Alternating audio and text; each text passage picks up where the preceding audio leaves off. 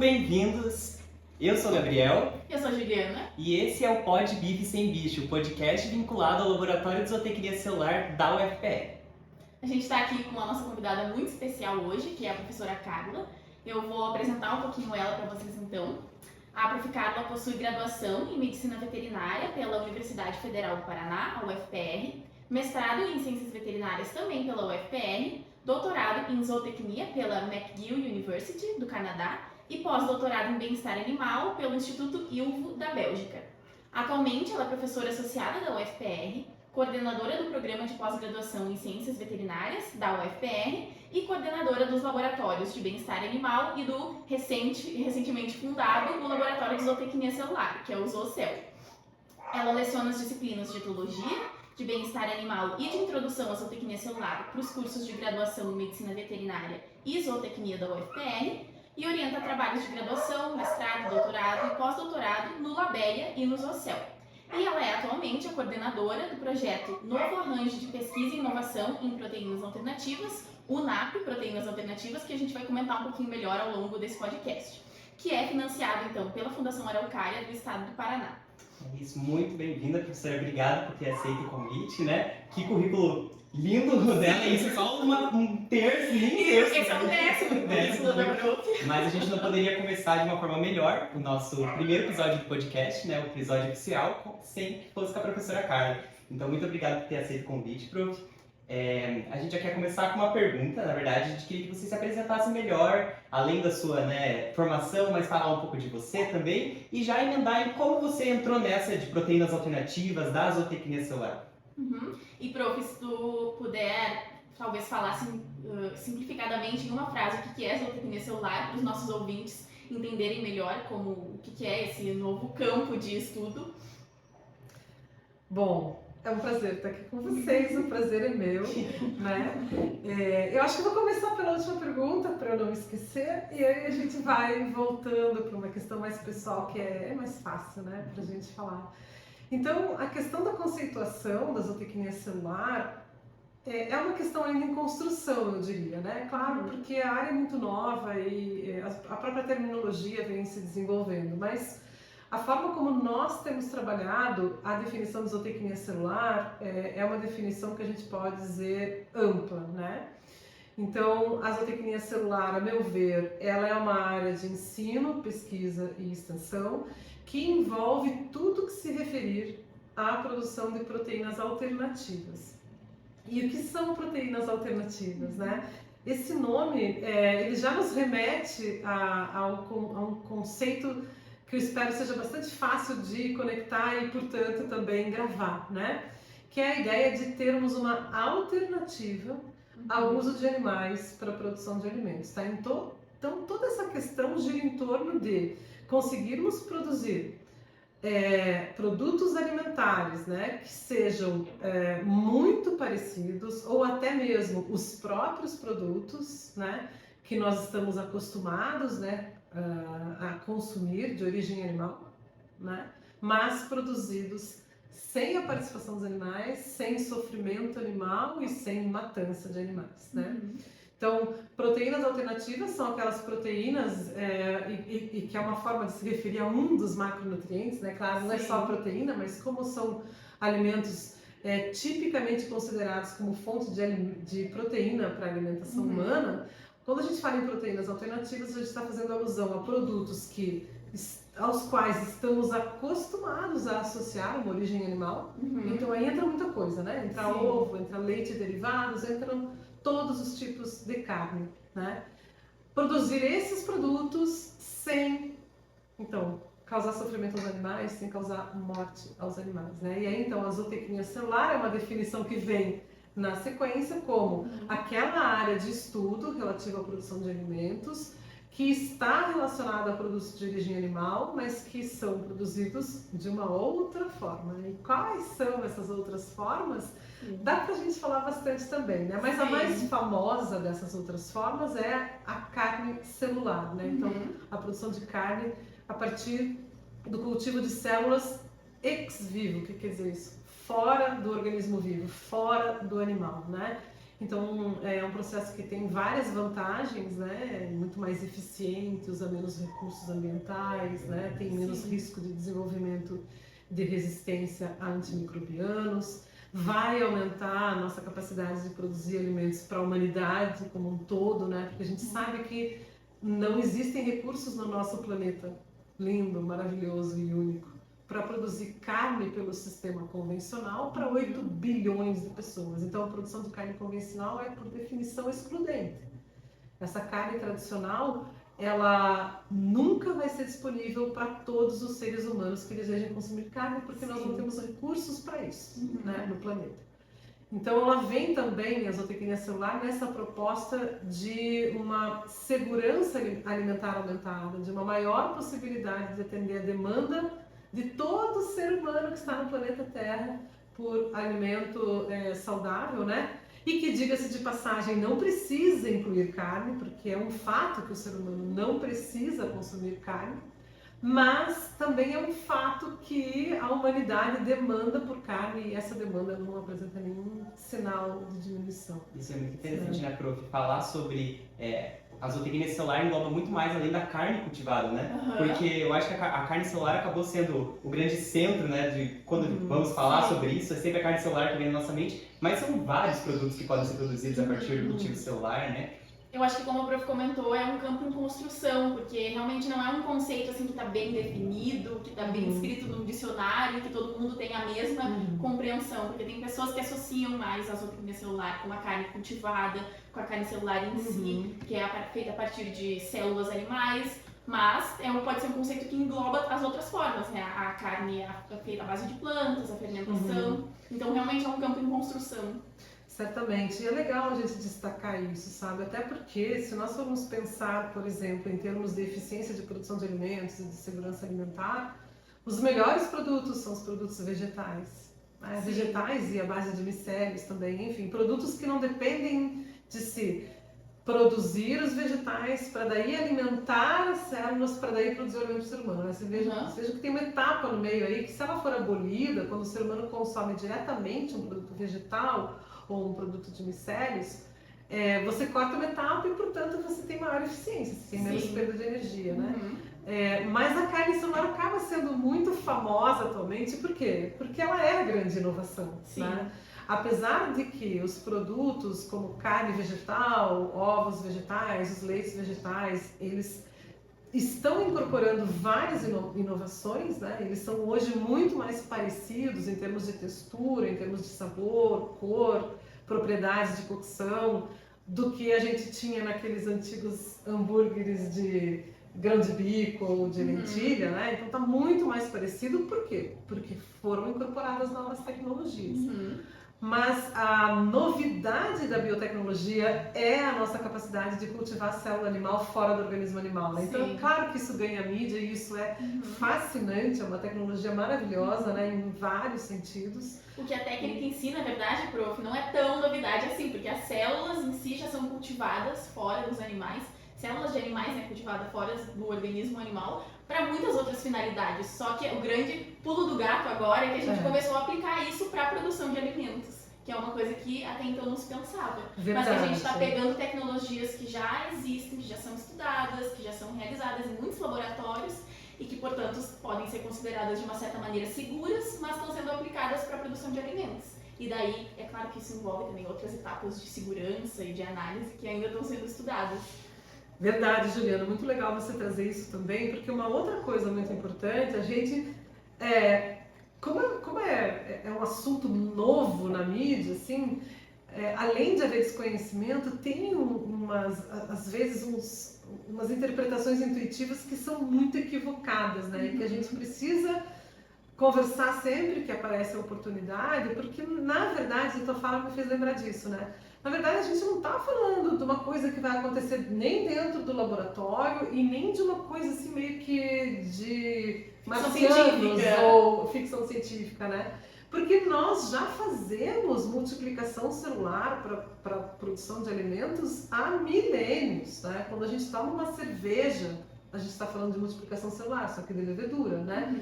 Quando a gente toma um vinho, a gente está falando de fermentação e ninguém se assusta, né? Ninguém se assusta quando vê um tonel de vinho, ou ninguém se assusta quando o vizinho está lá produzindo cerveja caseira, né? Vários alimentos de origem animal, inclusive, são feitos à base de fermentação, né? Claro, o próprio iogurte, o queijo, Sim, né? Isso. E a gente está acostumado, então é essa imagem que a gente precisa atrelar, né, Gabi, à produção celular de carne, para a gente tirar um pouco essa impressão que as pessoas têm que, nossa, agora o mundo mudou. Não, a gente Sim. faz alimento assim há muito tempo. Só que agora a gente sabe fazer tonéis, como os de vinho, de cerveja, um pouquinho mais sofisticados. E a gente consegue fazer uma célula que só sobrevive dentro do organismo, ter um ambiente dentro daquele tonel, que a gente chama de bioreator, mas é um tonel, né? Sim. Que dê a ela todas as condições para ela se manter, se multiplicar, se diferenciar. Muito importante falar da diferenciação também, porque as pessoas precisam entender que essa reprodução celular é controlada, ela não se dá num processo de patologia celular, né? É uma reprodução totalmente controlada, como acontece dentro do nosso organismo. Quando a gente cresce, as células estão se multiplicando, né? Elas se multiplicam e depois se especializam. Exatamente o que acontece quando a gente faz, então, produção de carne celular. Sim. E isso tem essa sua fala sobre as pessoas, que inclusive é um senso comum, né? As pessoas acharem que a carne cultivada vai ser produzida dentro do laboratório. É uma fala que a prof sempre costuma lembrar nas suas aulas e tudo mais, que se hoje a gente procurar carne cultivada direto no Google, as primeiras imagens que aparecem é aquela carne cultivada em placa de Petri. E isso é porque é uma representação, né, do que quer dizer a carne cultivada no laboratório, mas não é bem assim, né, que ela vai ser produzida. Ela tem todo o processo, assim como a carne convencional tem, né? Desde os insumos até o produto final. Nós estamos falando de uma indústria de alimentos que tem uma previsão de ocupar um lugar aí entre 30, depende um pouco da previsão que a gente pega, mas 30, 35% do mercado global de carne, né? Então essa ideia de placa de Petri, ela é bastante equivocada, né? Nós estamos falando de produção em escala, de produção no campo e de produção que não é por geração espontânea. As células não crescem do nada dentro do bioreator. As células, para crescerem dentro do bioreator, elas precisam de nutrientes.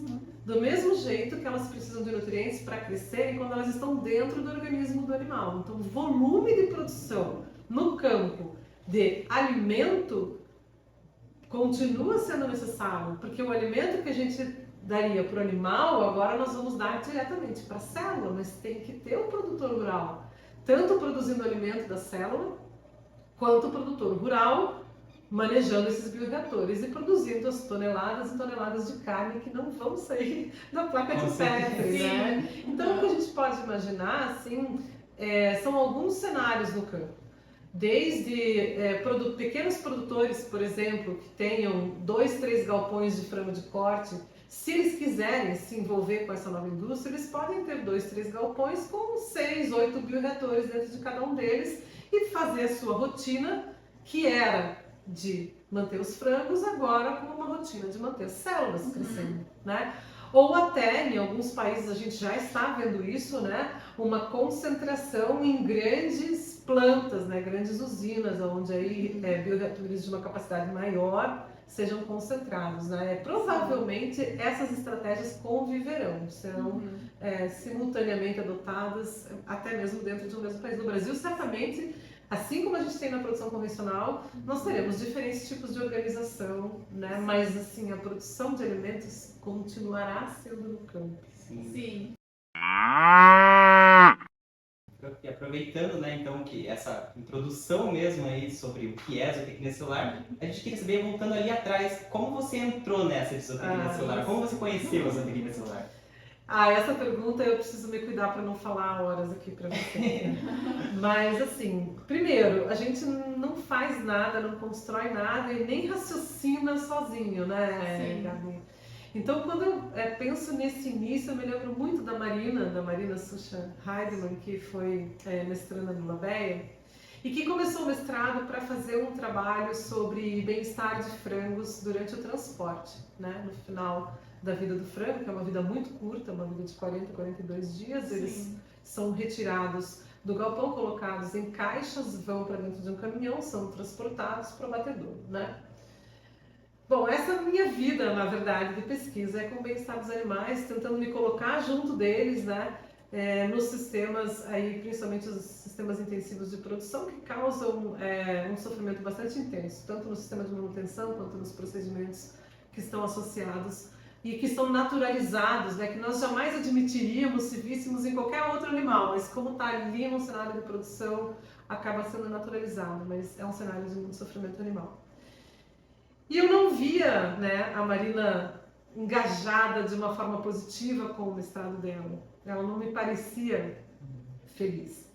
E aí a gente, conversando sobre isso, né, um dia eu me deparei com um livro no site da Amazon que se chama O Futuro da Carne Sem Animais. E assim, livros mudam o mundo, né? Leiam, porque livro muda o mundo. E eu fiquei empolgadíssima, porque esse título é muito interessante. Tenho que conhecer esse livro. Comprei, comecei a ler, comecei a conversar com a Marina, e daí ela falou, professora, eu quero mudar a minha dissertação. E foi assim que começou então, né? Motivadas por uma realidade muito melhor do que a gente poderia imaginar lá atrás, né? Alguns anos já atrás. A gente entrou nessa seara e eu decidi...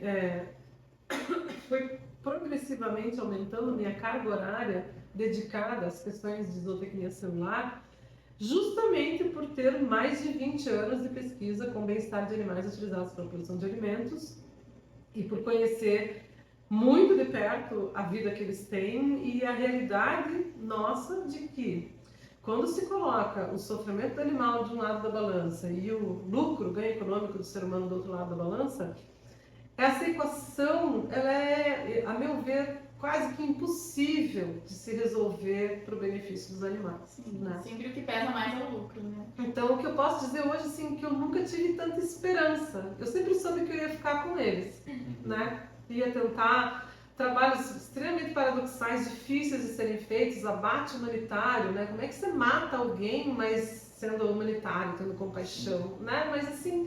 pelo menos tentar aliviar um pouco de um sofrimento terrível, que é a agonia da morte, né?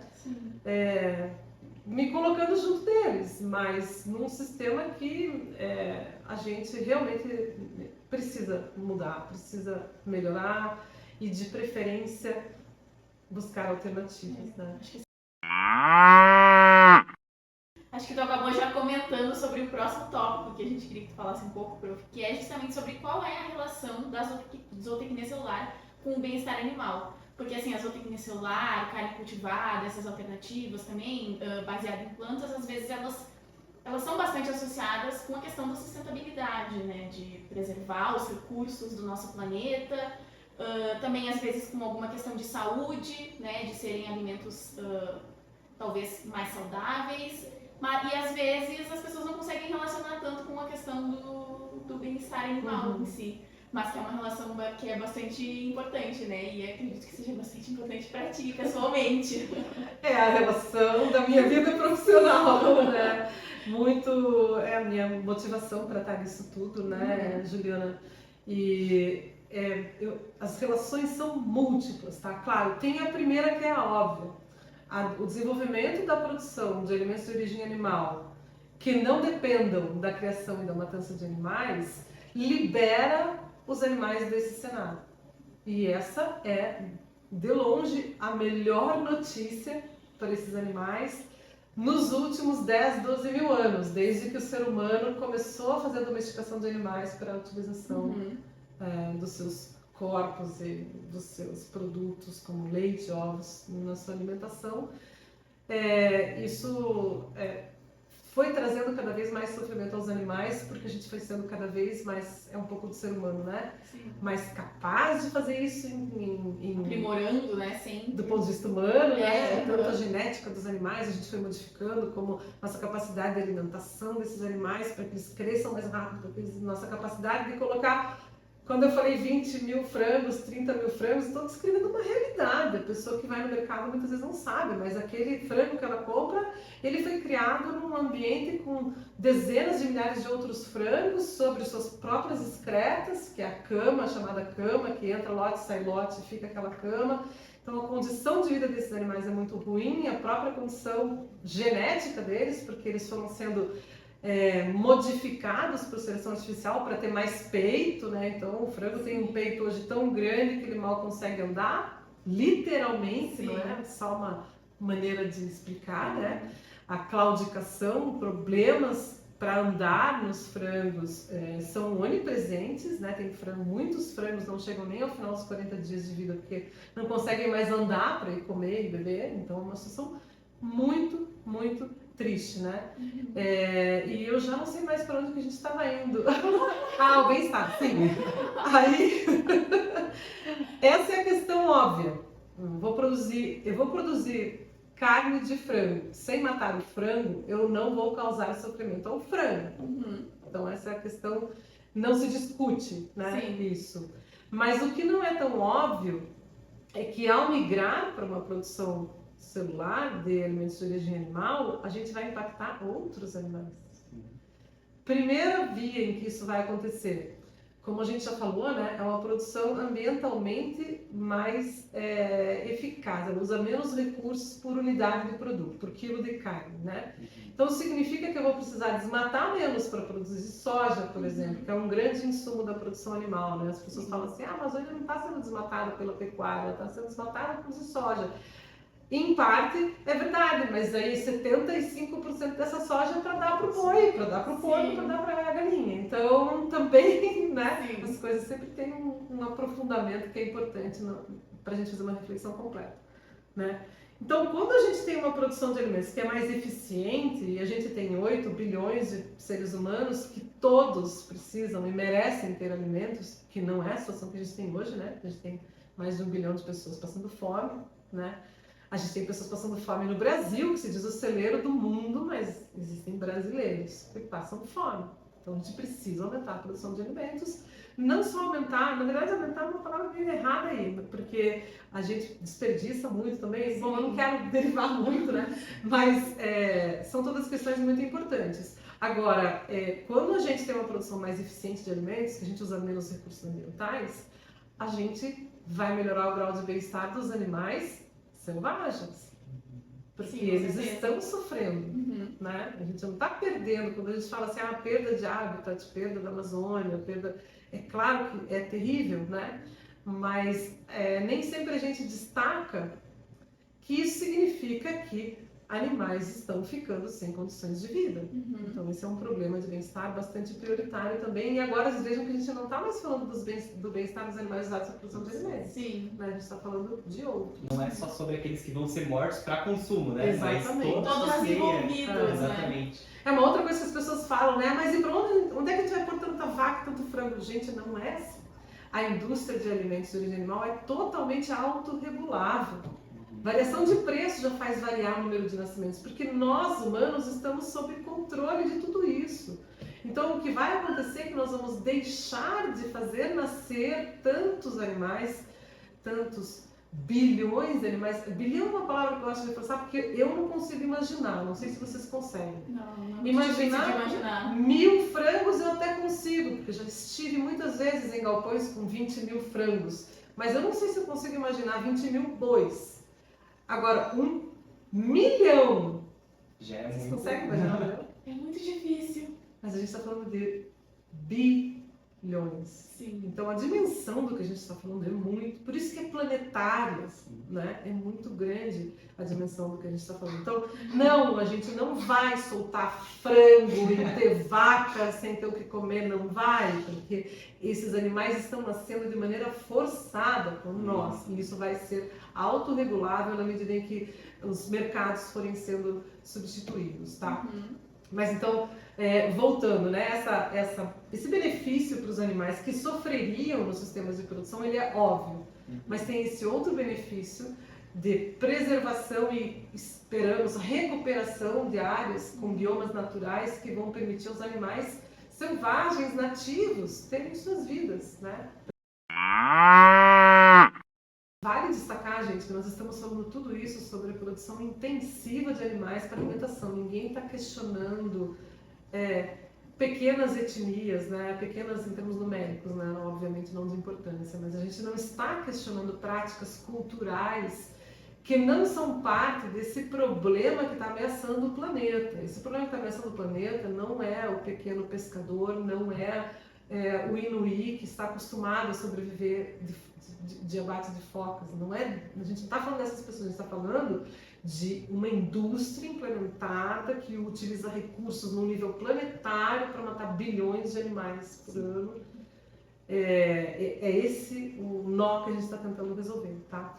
E o que eu estou querendo trazer aqui, a outra parte dessa discussão que eu estou querendo trazer aqui, que essa produção de alimentos com essa característica de tamanho, de escala, de poder econômico, de poder inclusive social, de nos fazer pensar que a gente alimenta o mundo produzindo animal, ou então que a gente precisa comer carne, senão a gente vai ser doente.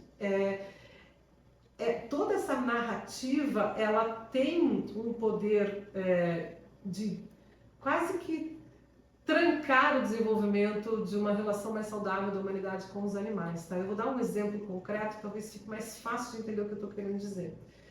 Eu não sei quantos vão lembrar, não sei se vocês lembram da história do Sansão, daquele cachorro que teve as patas amputadas e acabou sendo um símbolo para se fazer uma lei onde a punição por maus tratos no Brasil, maus tratos contra animais, fosse maior. Não sei se vocês acompanharam, né? Depois, essa lei veio a ser conhecida como Lei Sansão, em homenagem a Iscão, né? E o que acontece no percurso da discussão dessa lei? Ela era uma lei pelo aumento da punição de maus tratos contra animais. E ela foi aprovada, então era um projeto de lei pelo aumento da punição de maus tratos contra animais. Hoje é uma lei vigente no Brasil que regulamenta o aumento dos maus tratos contra cães e gatos.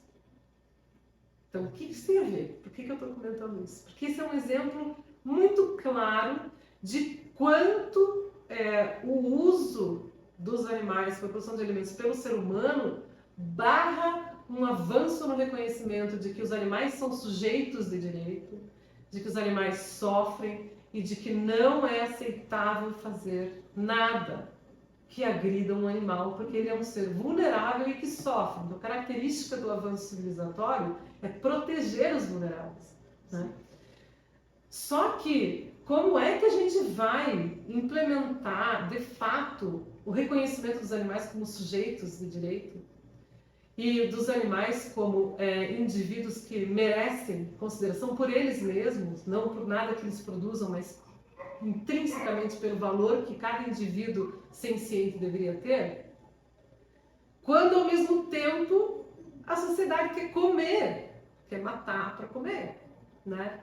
Então, essa prática cultural tão distribuída nas sociedades ocidentais, tão comum, ela faz com que qualquer discussão no sentido do reconhecimento dos animais como seres sencientes e sujeitos de direito, por mérito em si de cada indivíduo, fica truncada. Sim. Chega um momento, um espaço em que as pessoas falam: ih, mas eu como carne, melhor não falar nisso.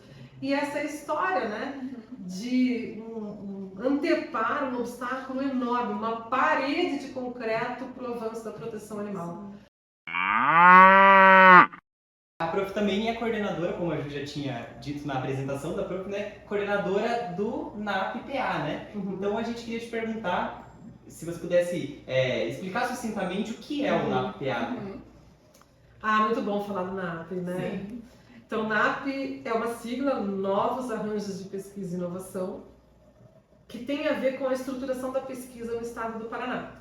Então, o governo do estado do Paraná fomenta, né, pesquisa e inovação por meio da sua agência chamada Fundação Araucária, que tem um nome diferente, né? Mas a Fundação Araucária é a nossa FAPESP, FAPERGS, então é a agência de financiamento de estudos do estado do Paraná.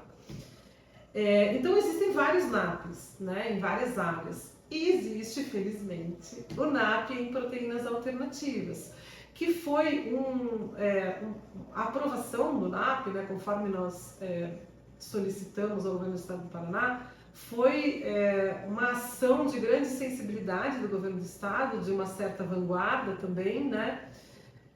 Mas que certamente constitui um investimento, e como eu já falei bastante da parte mais filosófica da minha motivação, né? Agora falando em termos pragmáticos, né?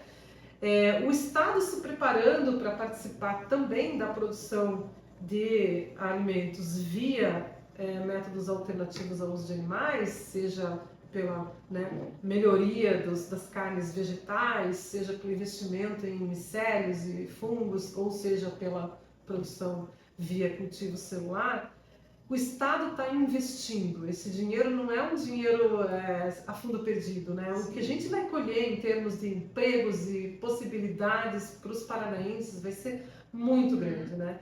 Isso já está acontecendo, essa conversa entre pesquisa e campo e produtores, ela já está acontecendo, né? Por quê? Porque o NAP, na verdade, ele permite, é um investimento robusto do Estado. Então ele permite a criação de uma rede de grupos de pesquisa distribuída pelo Estado do Paraná. O nosso NAP começa então com 4 grupos de pesquisa da Universidade Federal do Paraná, 3 deles aqui em diferentes campi na cidade de Curitiba e um deles lá em Jandaia do Sul, no campus da UFPR, que é a equipe da professora Renata Guedes. E também envolve a PUC Paraná, né, na parte de qualidade da carne, e envolve a Universidade Estadual de Maringá, liderado pela professora Paula Pintro, que trabalha com possíveis insumos, né? Um trabalho interessantíssimo que inclusive faz uma ponte com o que vem sendo proposto nas proteínas alternativas e e a solução para um outro problemão que tem na produção de alimentos, que são os resíduos, né? Então, existem vários resíduos, e claro, a gente está falando de resíduos da produção vegetal, né? Porque no NAP, a ideia de proteínas alternativas é que não se use nenhum tipo de insumo de origem animal, nem indiretamente produzido pela produção animal, tá? Então, acho que essa tua fala, prof, conversa muito com outro tópico que a gente gostaria que tu abordasse, né? Que tu comentasse um pouco, que é justamente sobre o que essa iniciativa, que é o NAP de proteínas alternativas, representa para o avanço das proteínas alternativas no Brasil, porque, né, a gente está vendo que o resto do mundo está se movimentando, então é muito benéfico para o país que a gente comece a se movimentar também, né? Então eu acredito que o NAP ele é um expoente assim nessa movimentação. A ideia é contribuir da melhor maneira possível, né? Mas na verdade agora você tocou num ponto que me angustia um pouco, sabe, Juliana? Porque assim, quando eu comecei a estudar as questões relativas à zootecnia celular, eu olhava aquelas projeções, né? Isso eu que sou entusiasta, né? Eu olhava e falava assim, como é que eu vou mostrar um gráfico que diz que em 2040, só 40% da produção de carne do mundo vai ser de carne convencional. Vou mostrar isso. Primeiro que as pessoas vão detestar, porque as pessoas que estão envolvidas podem se sentir prejudicadas, né? Sim. E de fato, se não se engajarem com o novo, isso é uma verdade para qualquer profissão, né? Para qualquer atividade. Quem não se engajar com o novo vai ficar numa situação aí que nem ficou a Kodak quando vocês são muito novos, né? Acho que vocês nunca viram uma foto com um filme para revelar. Claro que sim, prof. Eu tirei muitas fotos assim. Então, tem que se engajar, tá? Porque o novo vem e eu gosto da fala do professor Rodrigo da administração, né? Ele fala, o novo não pede a licença nem fica esperando, não. É a gente que tem que, né? Então, é importante essa ideia de que a gente vai ter essas oportunidades, né? E eu tava pensando em algumas coisas mais, né? Quando você que essa ideia te angustiava um pouco. Me angustia exatamente, porque quando eu comecei a ver os gráficos, eu achava que eles eram muito ousados, né? Uhum. E agora que a gente já tem aí alguns anos, o que está acontecendo hoje é que as curvas dos gráficos estão muito modestas. Tá? A cada semana a gente vê notícias. A notícia última da vez é a China, né? Inaugurando bioreatores de toneladas. Então, a gente, claro que está muito feliz com o NAP, Mas um NAP sozinho não faz verão, Sim. uma pandemia sozinha não faz verão. Nós precisamos engajar muito mais gente, nós precisamos acelerar as ações no Brasil, se a gente quiser fazer parte, se a gente não quiser ficar importando bioreator, importando insumo, importando meio de cultivo. Se nós não acelerarmos, eu acho que a gente não acompanha o passo, porque na verdade os governos estão colocando muito dinheiro. Se a gente olhar, por exemplo, o plano do governo norte-americano, que foi lançado em setembro do ano passado, que acabou ficando conhecido como a ordem executiva do Biden, né, claro, assinada pelo Joe Biden, em 2 anos, os Estados Unidos é líder de produção de carne celular. Não tem outro jeito, gente. E esse plano está disponível, tá? Se vocês procurarem, vocês baixam ele na Inter e não é. É um plano que está, assim, mês a mês, o que cada ministério, o que cada instituição do Poder Executivo americano tem que fazer para que em X anos, se não me engano são 2 anos, são 2 ou 3 anos, os Estados Unidos sejam líder. E não tem como dar errado, que nem projeto de doutorado, Juliana. Você põe o cronograma no início. Se você seguir o cronograma, onde ser? Se você seguir o cronograma, vai chegar no final. Pronto, não tem como dar errado, né? Então tá na hora da gente... Isso que é interessante, né? Porque mostra que, gostando ou não, as pessoas gostando ou não, é uma realidade que está acontecendo no mundo, então cabe ao Brasil ou entrar nessa e virar uma grande potência. E ganhar com isso, né? Ou não entrar ou ficar na retaguarda, né? Então, eu acho que é interessante falar isso, que às vezes a gente pensa, tipo, é só pra quem gosta da área que vamos ter que engajar pra quem gosta. Mas não, é uma coisa como qualquer outra área de indústria, né? Pra você entrar, você... Ela começa com uma pegada de quem tem uma motivação bem específica, né? Mas na verdade é exatamente uma nova indústria. Né? Acaba virando meio que uma necessidade nessa movimentação global, se a gente não quiser ficar totalmente para trás, né? E eu acho que isso só reforça, toda essa conversa só reforça a importância realmente das iniciativas públicas nessa área do dinheiro público sendo investido nisso. Finalmente, a gente queria te perguntar, né? Com esse aporte do NAP, né? Foi criado então o Zoocell, que é o nosso laboratório que eu queria mesmo te perguntar, para você falar um pouquinho mais o que é o Zoocell, como ele foi implantado, como ele está funcionando. Introduzir, né, para as pessoas o segundo laboratório sob a coordenação da professora Carla. Foi criado o Zoocell e o Bife Sem Bicho, né? Exatamente. Então, daí Estamos aqui. Estamos aqui por causa disso.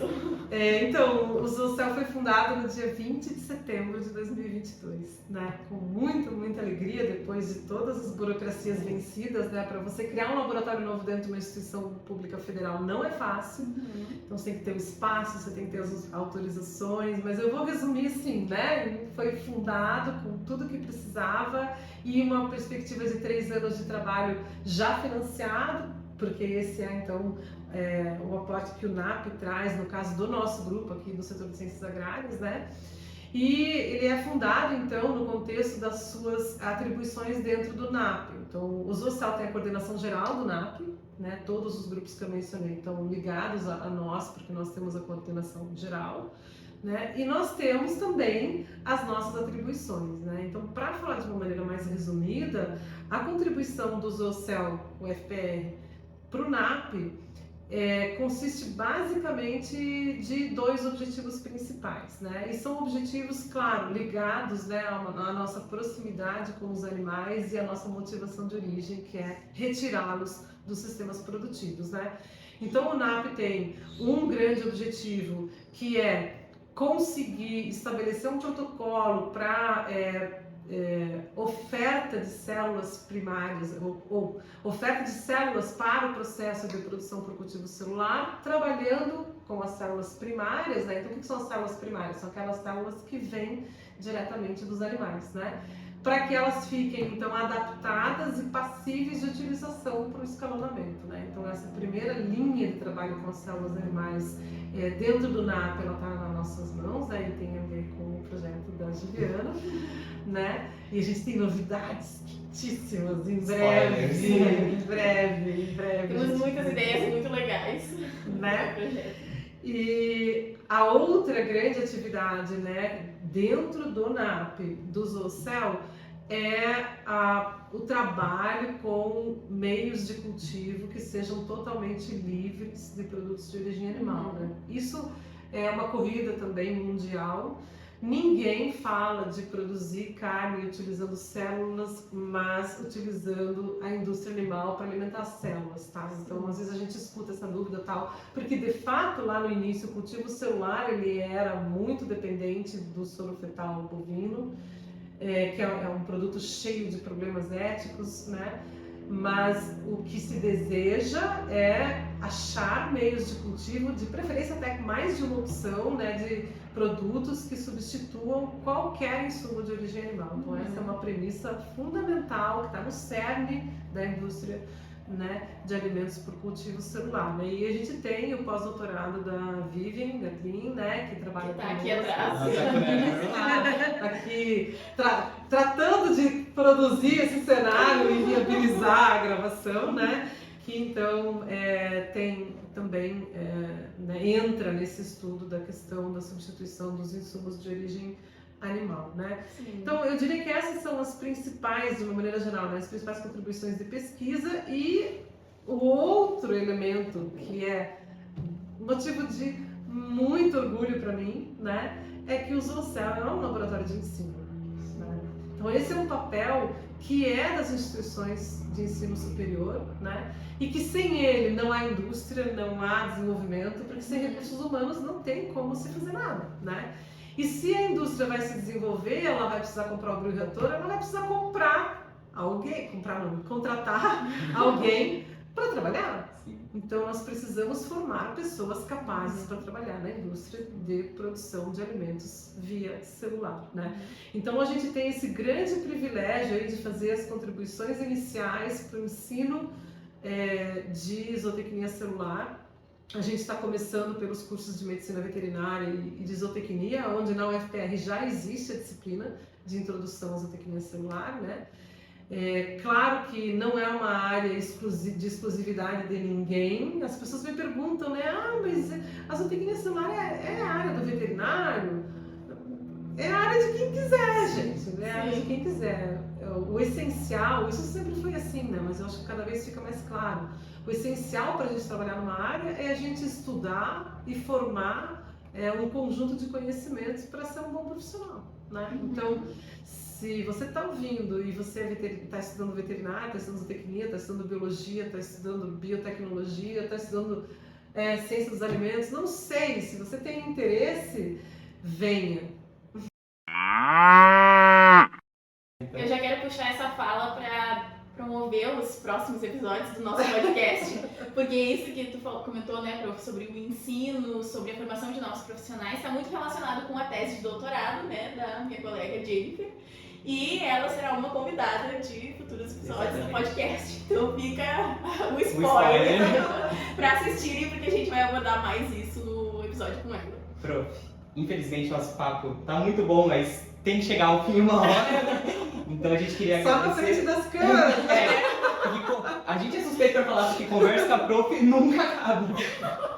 Mas a gente muito boa a minha prof falando. Obrigada. Mas a gente queria agradecer novamente a sua presença aqui. Não teve mesmo como iniciar o podcast de um jeito melhor. De uma outra maneira, né? E a gente pretende, né, continuar então esse podcast levando informação além de zootecnia celular, mas também divulgando as coisas que acontecem dentro aqui do Zoocel, né, que foi introduzido para vocês hoje. Que é um projeto de divulgação científica, Exatamente. né? Esse é o nosso motivo de estarmos aqui. Então, muito obrigado a todos que assistiram. Lembre-se de nos seguir nas nossas redes sociais, né, as redes sociais do Zoocel. Então, zoocel.ufpr no Instagram e o site do Zoocel também, né, www.zoocel.ufpr.br. Todos esses links vão estar descritos na descrição do vídeo, né? Muito obrigada, prof. Muito obrigada Eu que agradeço assistir, vocês. Obrigada. Obrigado a você, prof. Muito obrigado a vocês. Até mais. Tchau, pessoal.